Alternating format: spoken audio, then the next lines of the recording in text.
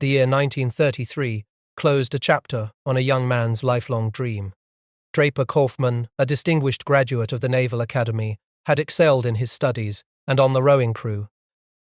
This was despite the demanding scrutiny of his father Reggie, who meticulously tracked his academic performance from distant Brazil.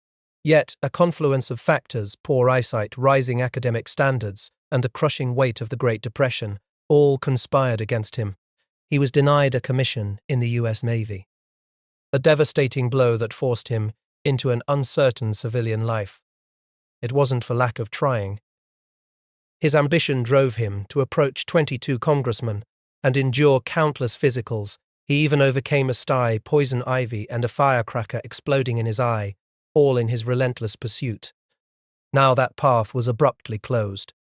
Kauffman found himself adrift in unconventional employment, including a brief, curious stint as a technical director for the movie Midshipman Jack. He earned a respectable $800 and even dated the toast of the town, Betty Furness, but the call to service, though muted, still resonated. His work with US 12, his work with US statistician Judge K.S. Auv and ship to obtained lines soon took him to Germany, where in 1930, as a midshipman, and again in 1939, he witnessed the chilling rise of Nazism firsthand. He walked the streets of Berlin, stayed in the Four Seasons Hotel, and visited Sanssouci, but the idyllic scenes were overshadowed by an ominous military build-up. While America remained entrenched in isolationism, audiences at his impassioned stump speeches would shout, "Frog lover," "Limey lover," blind to the brewing storm.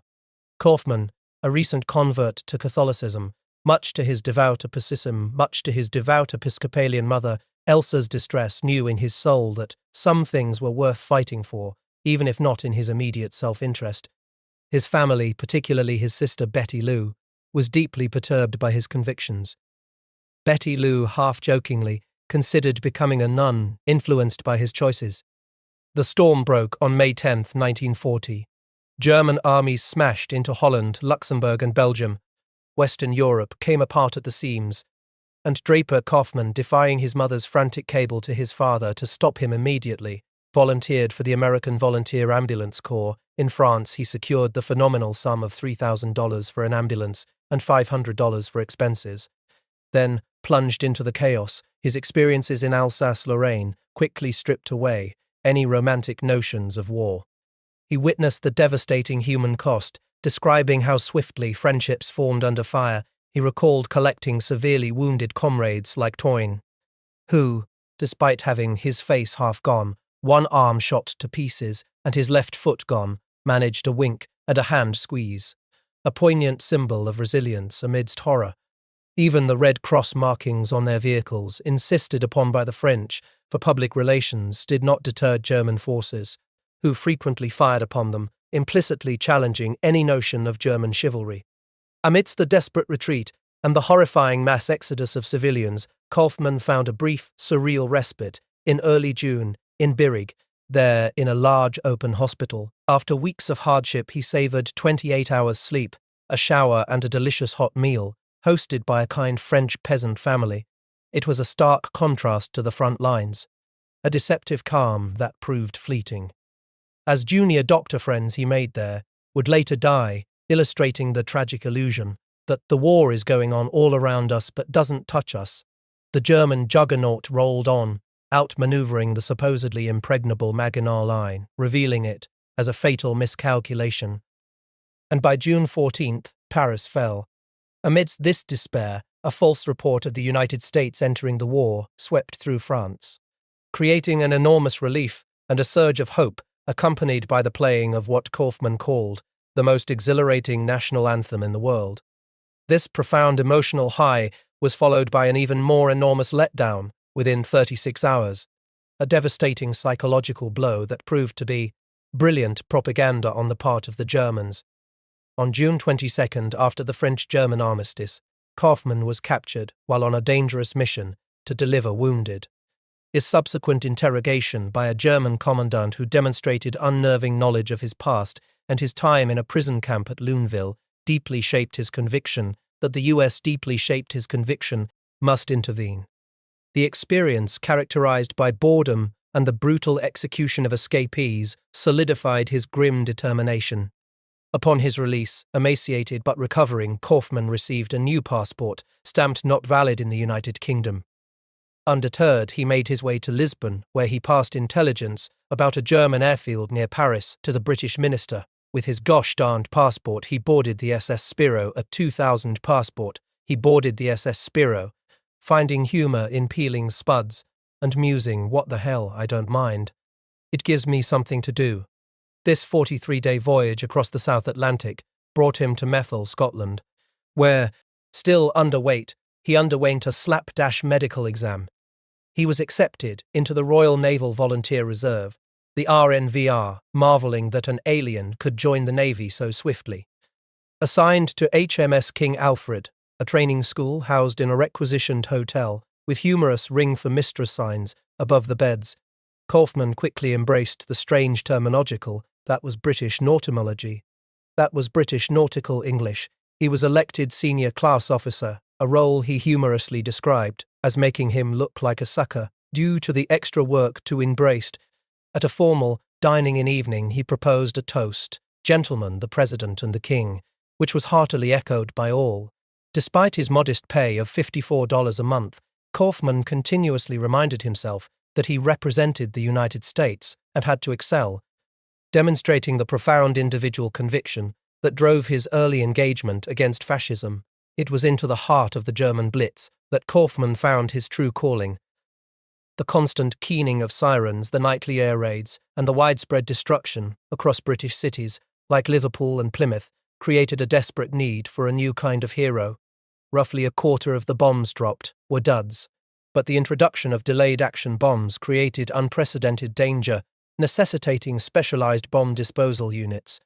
This heroic age of bomb disposal, as it became known, demanded individual prowess and quick thinking. Kauffman, despite the inherent fear, volunteered, driven by a desire to directly oppose Germany and save lives.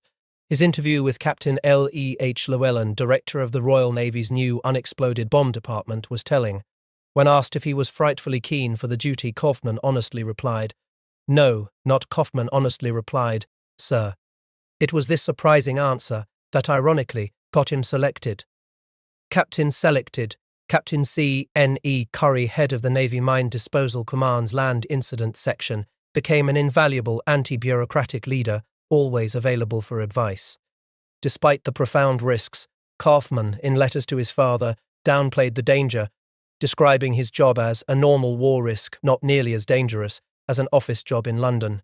Driven by a deep conviction that his work was worthwhile, his commitment to this perilous work, diffusing dangerous German time bombs and mines, became his direct contribution to the war effort, a fulfillment of his unwavering desire to fight against Nazism. The German Blitz was a nightly opera of terror. Across Britain, the constant keening of sirens heralded another wave of death from the sky, forcing millions into subterranean shelters or the packed tubes, where sleep was a luxury and the air thick with fear. Cities like Liverpool and Plymouth bore the brunt, their streets becoming labyrinthine ruins. Emergency vehicles often taking 8 agonizing hours to navigate the debris-choked thoroughfares of London.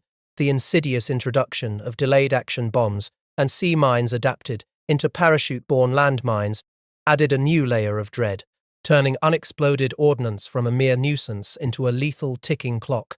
This escalating threat had already claimed an entire initial bomb disposal squad, a stark, grim testament to the extreme risks inherent in this new desperate form of warfare. It was into this harrowing reality that Draper Kauffman plunged. On one frigid Christmas Eve in Liverpool, amidst the rubble and the wail of distant sirens, Kauffman and his team faced a buried parachute mine. The device lay beneath a run-down residential area, its silent presence forcing the evacuation of 1,000 souls into the bitter night. As midnight approached, the city held its breath. Kauffman, working meticulously in the flickering light, successfully disarmed the behemoth, his actions allowing 1,000 families to return to their homes, at least for a temporary reprieve by the dawn of Christmas Day. This was the relentless rhythm of his new life. Moments of intense life-or-death concentration followed by the quiet satisfaction of lives saved, all against the backdrop of a nation under siege. Kauffman's personal journey through this heroic age of bomb disposal was one of constant adaptation and profound risk. The cat-and-mouse evolution of German ordnance, with its ever more sophisticated anti-handling devices, demanded ingenious British counter-innovations, turning defusal into a high-stakes intellectual duel. The physical toll was immense. In January 1941, a slip of his hand, while attempting to disarm a mine in Holyhead, resulted in an explosion that threw him 22 feet through the air, leaving him with an egg-sized bump on his forehead and injured kidneys. Though he quickly recuperated, declaring himself fit as a fiddle, despite lingering fatigue, the incident was a stark, visceral reminder of the razor-thin margin between life and death. It was a personal turning point, solidifying his resolve and confirming the profound, almost spiritual significance of his work. He knew with an unshakable certainty that these quiet acts of courage, far from the front lines of direct combat, were just as vital, just as heroic as any charge against enemy lines. Later that summer in Bristol he would tackle the notorious George mine, a 2,200-pound behemoth with a photoelectric booby trap. A task so complex it required the unauthorized yet invaluable assistance of his old friend, U.S. Navy Lieutenant Commander Mo Archer. Their 4 hours in the damp, sticky clay felt like 40, but together they disarmed the formidable device. Another silent victory against the relentlessly device to be descendants of Churchill victory against the relentlessly disband. Kauffman's extraordinary expertise honed in the crucible of the Blitz did not go unnoticed across the Atlantic. In July 1941, his voice, clear and resolute, was broadcast across the BBC, a powerful propaganda effort to foster Anglo-American solidarity. He praised the resilience of the limits and assessed that Americans should be grateful. To foster Anglo-American solidarity, he praised the resilience of the limits and the solidarity. He praised the resilience of the limits and the solidarity. He praised the resilience of the limits and the solidarity. He praised the resilience of the limits and the solidarity for their steadfastness in mending the Anglo-American front line. Beyond the airwaves, his detailed thesis writing for the U.S. War and Navy departments on the latest advancements in bomb and mine disposal techniques served as an invaluable, if quieter, signal of his growing importance. American authorities, recognizing the imminent need for such specialized knowledge, began to make overtures. His transfer from the Royal Navy to the U.S. Navy, however, was not without its bureaucratic and personal friction. Captain Hillenkoetter, a U.S. naval attaché, had confronted Kauffman about his RNVR uniform, reminding him of a prior oath not to join any armed force against the German Reich. Kauffman, defiant, had maintained he signed it under duress, an explanation Hillenkoetter summarily dismissed. Yet the strategic imperative outweighed such concerns. No Inquetter summarily dismissed. Capered into there, out de need of Joes in usins, yet de rice, had been some inefficient to there, had maintained he signed it under durassens. Major Hillenkoetter summarily dismissed. The strategic imperative. 1941, Admiral W.H.P. Blandy, Chief of the Bureau of Ordnance, formally sought Kauffman's recruitment, leveraging his father, Rear Admiral Reggie Kauffman, for the transfer.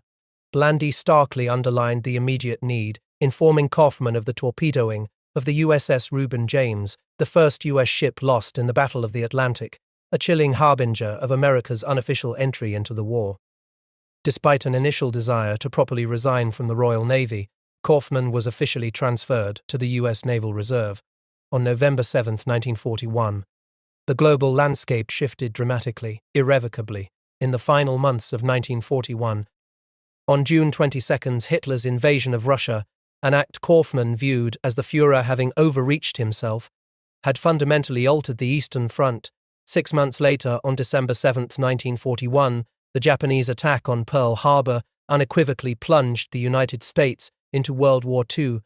The subsequent U.S. declaration of war on Japan on December 1 solidified the need for all branches of the military to be fully operational and equipped. The era of isolationism was over. America was at war, and it desperately needed men like Draper Kauffman, whose unique, hard-won expertise had become, overnight, indispensable. After Pearl Harbor, the United States found itself plunged into a war it was ill-prepared to fight, on multiple fronts. The aerial devastation of December 7, 1941, was a stark, brutal awakening. But the threat wasn't confined to the Pacific. Days before, the Battle of the Atlantic had claimed the USS Reuben James, torpedoed by a German U-boat, signaling a terrifying new reality for American shipping. The Navy's command in those frantic weeks grappled with a critical, glaring vulnerability: a complete lack of specialized expertise in disarming the unexploded ordnance that now littered its bases and threatened its convoys. They had ships, planes, and men. Whether dropped from the sky or adapted from a sea mine, it was a terrifying gap in their defenses. A silence that spoke of imminent catastrophe. In this moment of profound strategic anxiety, a name already whispered across the Atlantic began to resonate in the highest echelons of the US Navy: Draper Kauffman. His bum eyes, once a barrier to service, were suddenly irrelevant. What mattered was his hard-won life-or-death experience. Draper Kauffman's eyes and experience good enough for war was the stark, undeniable truth. Acknowledging that the nation's survival now depended on skills once dismissed as non-essential, Admiral Nimitz, chief of the Bureau of Personnel, and Admiral Blandy of the Bureau of Ordnance understood the urgency. They needed Kauffman, and they needed him now, to build from scratch a capability that could mean the difference between victory and crippling losses. The tension in those early days was palpable, a desperate scramble to catch up, to learn, to survive. Kauffman arrived in Washington, D.C., a man possessed by a singular, urgent mission. The U.S. Navy Bomb Disposal School, first a cramped office at the Navy Yard, quickly relocated to the sprawling grounds of American University, where ample space for crucial digging practice offered a more fitting if still rudimentary environment. Kauffman, a man with springs in his pants energy, refused to be bogged down by the glacial pace of bureaucracy. His non-regulation approach wasn't just a style, it was a necessity, a direct challenge to the rigid military hierarchy that would otherwise stifle the rapid dissemination of vital knowledge. He cut through red tape with the same precision he applied to defusing a bomb. Understanding that lives depended on speed over protocol, this wasn't just a military operation, it was a crusade. His wife, Peggy, became an unofficial logistics manager, coordinating supplies and even hosting buffet suppers to fuel the tireless efforts. His mother, Elizabeth Draper Kauffman, a woman of quiet strength, found herself assisting in bomb disposal investigations. A testament to the all-encompassing nature of this new critical endeavor, this fledgling organization built on the fly by a junior reservist rapidly became a hub of innovation, proving that the US was capable of astonishing adaptability and ingenuity when faced with overwhelming threats.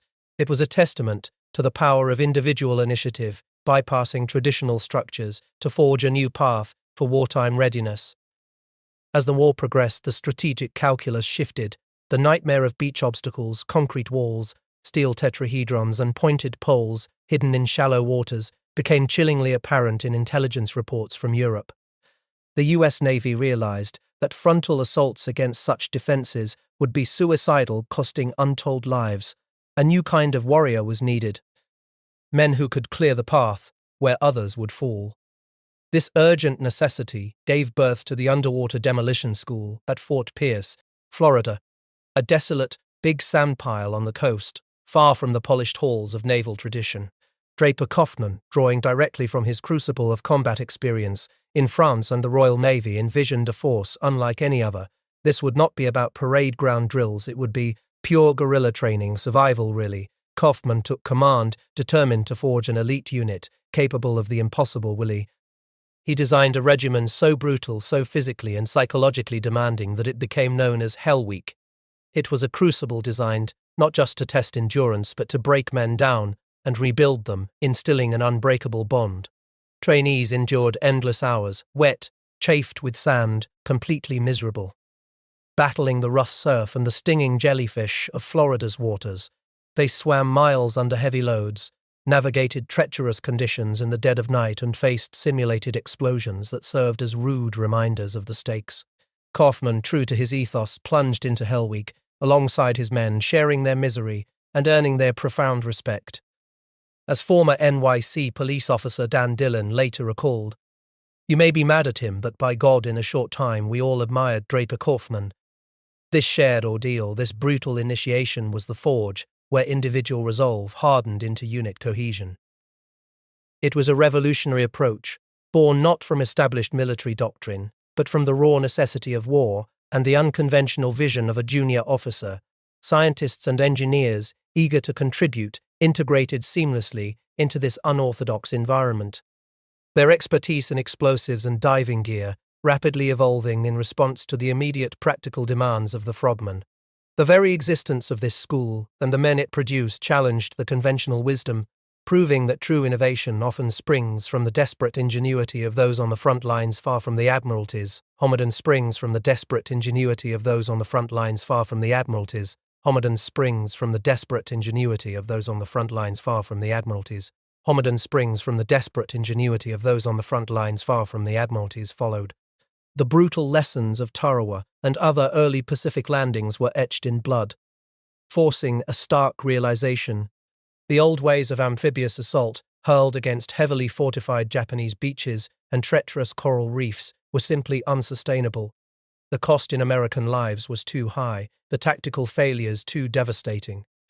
Admiral Richmond Kelly Turner, commander of Amphibious Forces Pacific, a man known for his demanding nature and gruff pragmatism, understood this better than anyone. He intensified his focus on meticulous reconnaissance and pre-invasion demolition, recognizing that a new breed of warrior was needed to clear the path.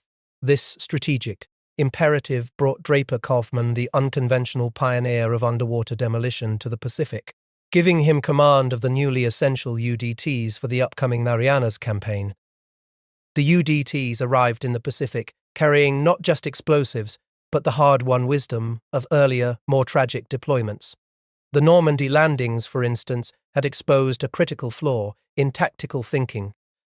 Deploying Naval Combat Demolition Units, NCDUs, with the main assault waves rather than ahead of them, had proved disastrous. Infantry, desperate for cover, had clung to the very beach obstacles the NCDUs were meant to demolish, leading to horrendous casualties and ineffective clearing. Saipan would be different. The UDTs would go in first, alone, to face the enemy's fury. Saipan itself was a cruel proving ground. On D-1 June 14th, Kauffman's UDT-5, along with other teams, launched for reconnaissance of the island's southwestern beaches. The mission was fraught with peril from the outset. Scheduled fire support and carrier air cover were crippled by relentless Japanese shelling, which prevented support ships from closing the distance.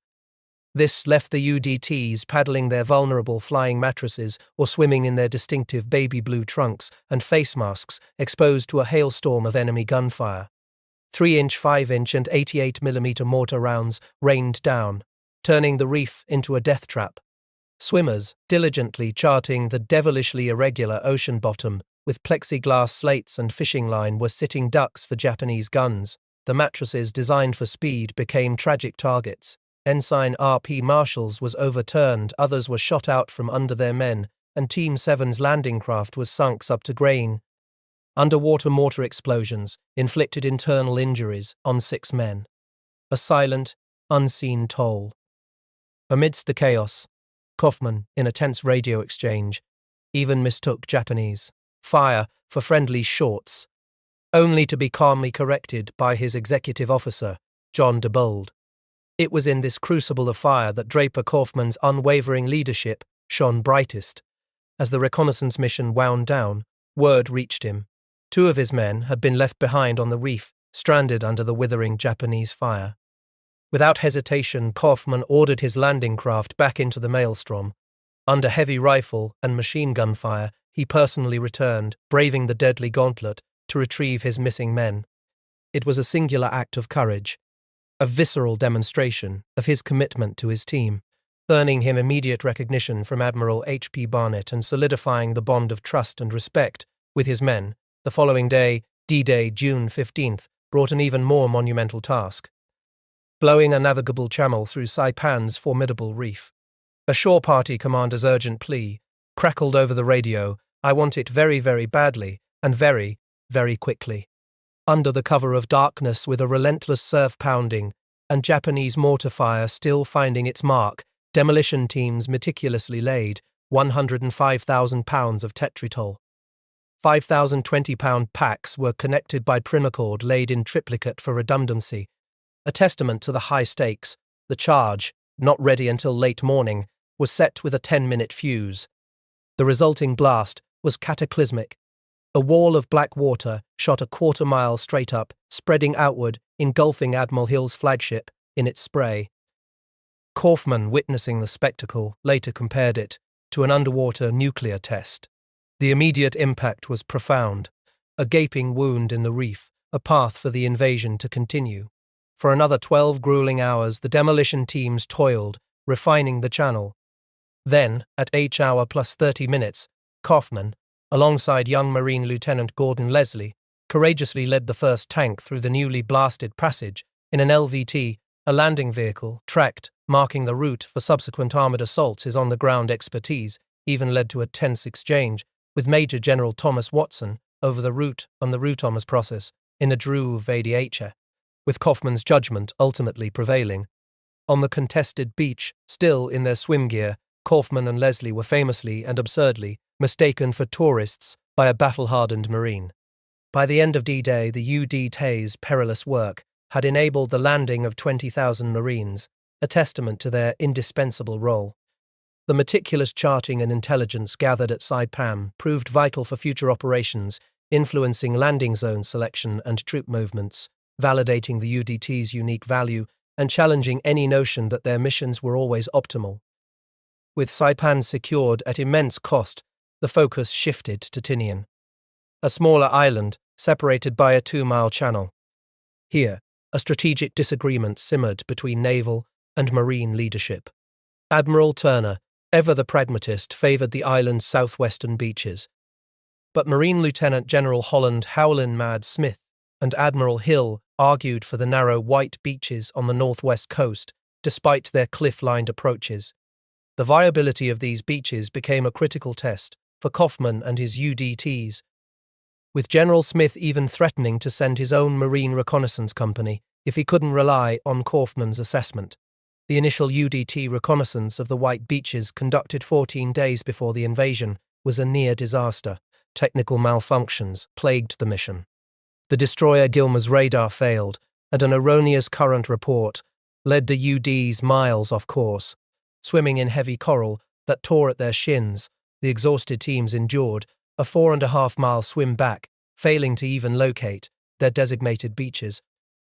But the stakes were too high for failure. A second reconnaissance was launched, led by Kauffman and Jimmy Jones of the Marine Reconnaissance Company. Admiral Hill, demonstrating his dedication, called the UDTs every half hour throughout the night, using the call sign pin-up himself.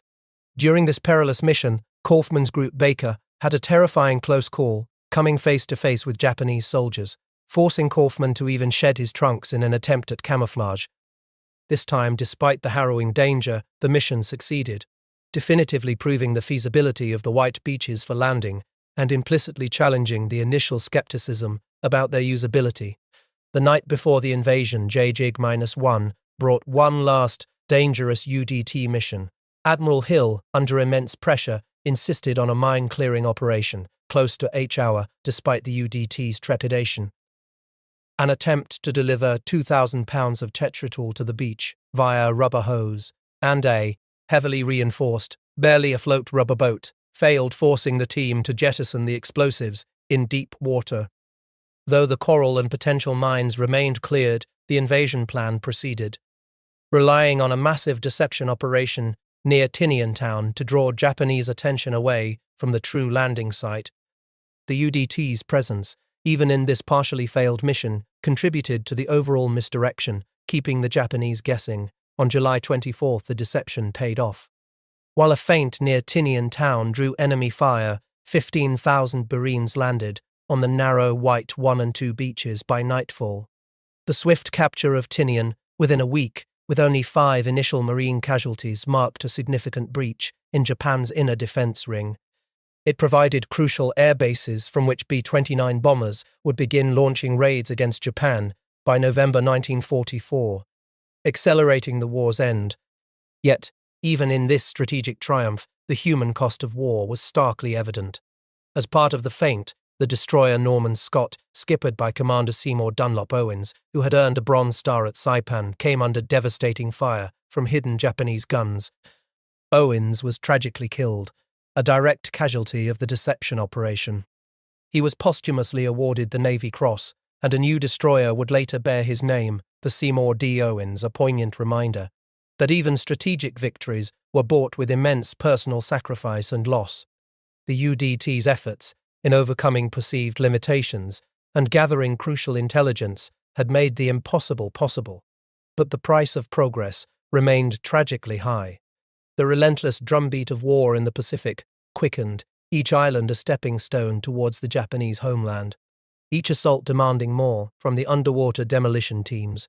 Their role, often unsung, was brutally indispensable, constantly evolving to meet an enemy that learned and adapted with chilling determination. In October 1944, the UDTs executed their first landings in the Philippines at Leyte. The typhoon-tossed seas were a chaotic stage for the demolitioneers who plunged into the water to clear beaches and conduct reconnaissance. The Japanese, now keenly aware of the UDT's methods, unleashed mortar, machine gun, and artillery fire, inflicting immediate casualties and signaling a new deadlier phase of engagement. 3 months later, at Lingayen Gulf, the threat intensified. Kamikaze planes, buzzing low over hills to evade radar, launched devastating attacks on the fleet. Yet, amidst the chaos, UDT missions on January 7th, January 7th, 1945, achieved a remarkable 0 casualties, a testament to improved tactics and overwhelming fire support. Recognizing the punishing conditions, Admiral Kelly Turner, in a rare display of compassion, ordered UDT troop quarters moved from the hotter-than-the-hinges-of-hell fire rooms of old destroyers to vastly more comfortable topside spaces on new APDs. A small but profoundly appreciated change that significantly boosted morale for men facing increasingly desperate combat. Then came Iwo Jima.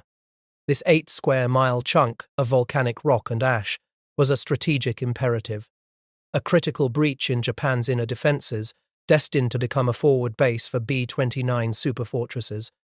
But the island held a dark secret, a labyrinth of subterranean defenses, 11 miles of tunnels, bunkers, and pillboxes, all designed to unleash a storm of fire. The UDTs arrived 3 days, ready for the morning reconnaissance. What followed was a massacre. Hidden Japanese batteries, perfectly sited to enfilade the beaches, devastated the LCIG gunboat escorts, turning the waters into a charnel house. UDT Commander Draper Kauffman, witnessing the extraordinary heroism of the LCIG skippers, grimly assessed the situation. If this afternoon's reconnaissance is anything like this morning's, this will be one hell of a day. The reconnaissance, however, pushed forward, uncovering crucial, alarming intelligence. Hidden Japanese gun emplacements and potential fuel oil lines, vital data bought with blood. Even away from the immediate beach assault, danger stalked. The APD Blessman, laden with 50 tons of explosives, became a torch after being hit by a Japanese bomber, a stark reminder that no one was safe. Despite these immense costs, the UD's work cleared the beaches, enabling the marine landings and the eventual establishment of airfields, a critical step towards Japan.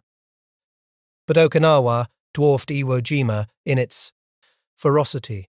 This was a battle of lethal obstacles, suicidal tactics, and the grim shadow of a final bloody invasion.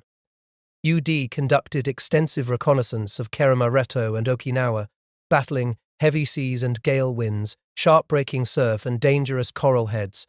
They uncovered 260 Japanese suicide boats hidden in water caves, providing crucial intelligence for the April 1st Easter Sunday, Love Day landing. The demolition of a lethal wall of 3,000 pointed wooden stakes, laced with barbed wire and mines submerged under 6 feet of water, was a harrowing feat. Meticulously plotted, the formations, under constant threat of enemy and even friendly fire, demolitioneers affixed charges to each stake, then triggered an ear-splitting synchronized detonation, clearing the path for the Marines. Their ingenuity was boundless. They used everyday items like condoms to waterproof fuses, a testament to their adaptability in the face of impossible challenges. The psychological toll was immense. Kauffman recalled the exceedingly uncomfortable feeling of facing kamikaze attacks. describing a flaming plane continuing its suicidal charge towards his ship, the USS Gilmer, amidst a sky. Like all the 4th of Julies rolled into one, the death of beloved war correspondent Ernie Pyle on E. Shimmer struck a deeper blow, as UDT enlisted men felt Pyle genuinely championed their story. Kauffman himself, after nearly 3 months of fighting, was profoundly exhausted, his weight dropping from 175 to 126 pounds. Admiral Turner, observing his condition, gruffly but compassionately arranged his leave, a kindness masked by his usual swearing. Okinawa was secured, but at a staggering cost: 48,000 American casualties, 5,000 U.S. Navy killed, 29 ships sunk, and 368 damaged. The grim reality of Okinawa underscored the projected catastrophic casualties for Operation Olympic, the planned invasion of Japan, on November 1st. Estimates for the initial beachhead alone reached 50,000, with 2,000 suicide boats believed to be lurking. General Douglas MacArthur predicted massive losses, leading President Truman to approve the atomic bomb. Draper Kauffman, slated for a spot promotion to captain and command of an invasion area, later reflected on the morality of the bomb, convinced it saved far more Japanese and American lives than an invasion would have cost. His father, Admiral Reggie Kauffman, expressed immense relief that his son's wonderful luck would not be tested further in Operation Olympic. The war ended abruptly, but not be tested further in Operation Ziz or Told. VJ Day brought a complex mix of weary hope and continued apprehension for Pacific veterans, a stark contrast to the immediate elation that swept through Europe on VE Day. Days before the formal surrender ceremony, in Tokyo Bay, Kauffman, accompanied by 4 men, undertook an unauthorized reconnaissance into the utterly destroyed outskirts of Tokyo. This unique and poignant task marked the transition from combat to the war's aftermath. In Tokyo Bay, Kauffman found himself in an undignified surrender when a Japanese captain in immaculate uniform offered his hand, which Kauffman awkwardly declined, clad only in swim trunks, fins, and a face mask. He then directed the Japanese to assist his men in blowing up remaining suicide boats and torpedoes, a symbolic act that made a hell of a racket, clearing the lingering threats of a war that had demanded so much. This final phase of the Pacific War, particularly the UDT operations, implicitly challenged any notion that their missions were simple or easily accomplished. It emphasized the extreme danger, the relentless innovation required, the sheer skill involved, and the complex, often profound human emotions at the war end, forever cementing the UDT's legacy as pioneers of naval special operations. The war was over, but for Draper Kauffman the battle for his future had just begun. He had commanded UDT-5, braved kamikazes, and cleared paths through the Pacific's deadliest reefs. Yet, as he prepared to leave the Marianas, in late 1946, his father, Admiral Reggie Kauffman, offered a sobering dose of reality. Now, when it comes to higher rank, your Navy crosses will do you practically no good at all. Keep in mind that the Navy has no desperate need for a captain or an admiral who can take a bomb apart. The Navy, his father advised, rewarded organization and strategic thinking, not merely individual valor. A lucrative offer from U.S. lines, a comfortable civilian path beckoned, and Kauffman later admitted he was one more martini away from accepting it. But the call of the uniform, the deep-seated dream that had driven him since childhood, was too strong. He yearned for higher rank, for the chance to shape the Navy at a strategic level to leave an even more profound mark. His lifelong ambition, however, faced its oldest adversary, his bum eyes. He failed the physical required for a regular Navy commission, a devastating echo of his 1933 rejection. He called U.S. lines ready to concede. But destiny, or perhaps the sheer force of his will, intervened. A doctor, a good Samaritan who remembered Kauffman from Saipan, saw the failed report.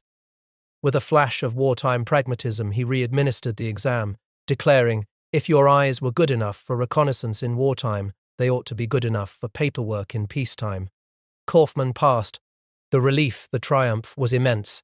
"There's only one desire I ever had," he exclaimed, "and now it's fulfilled, to wear the uniform of the regular U.S. Navy." a dream deferred for 13 years finally within his grasp. His commitment to his men, forged in the crucible of Hell Week, remained unwavering. He convinced roughly a quarter of his UDT men and officers to transfer to the regular Navy, a testament to his leadership and their shared belief in the evolving mission. Captain John Webster, a Bureau of Personnel officer, offered Kauffman a destroyer command. A significant step. Kauffman, ever aware of the immense responsibility, expressed concern about the weighty accountability. Webster, seated across a long green table, reassured him, pledging a superb executive officer and making Kauffman promise that you'll listen to your executor. Recognition that even the most pioneering spirit needed a team. In 1948, Kauffman took command of the USS Gearing, a sleek destroyer, a tangible symbol of his transition from frogman to naval line officer. His early post-war life, marked by this new command and even a humble Christmas dinner in a cramped Quonset hut with his wife Peggy and baby Carrie, was a testament to his resourcefulness and dedication.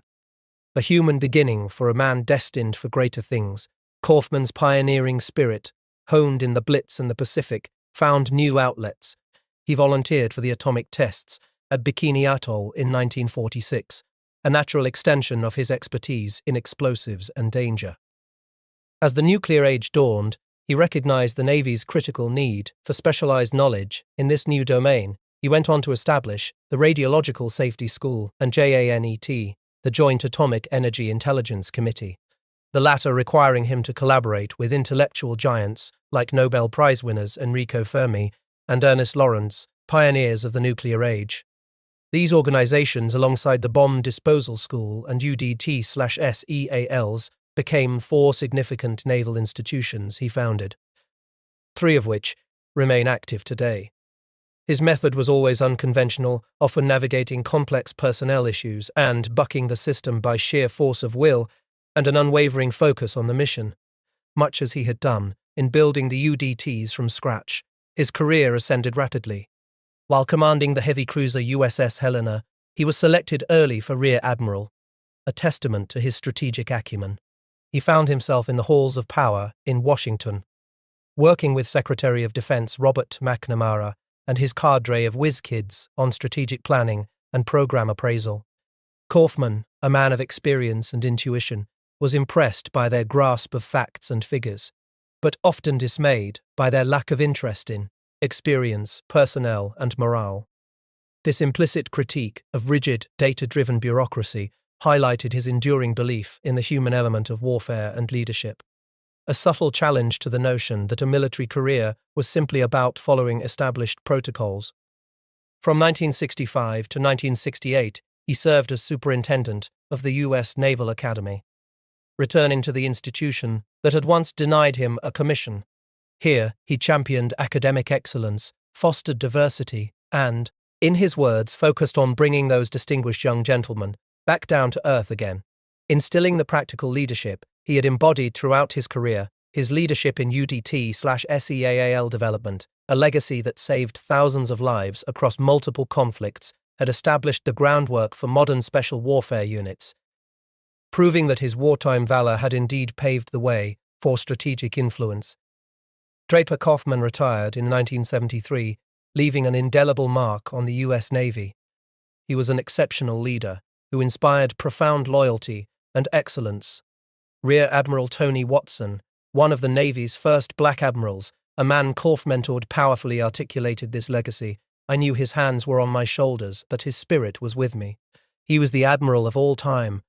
His pioneering spirit, his relentless pursuit of what was necessary, and his unwavering commitment to his men were recognized with the launch of the guided missile frigate USS Kauffman in 1986. Even in the immediate aftermath of the war, his character shone through, as when he oversaw Marine Gordon Leslie's legendary 13-day party at the Hotel del Coronado, ensuring a sober UDT officer stood guard for the admirals staying there. A humorous yet telling example of his care and leadership, even in celebration. He passed away in 1999 at the age of 88.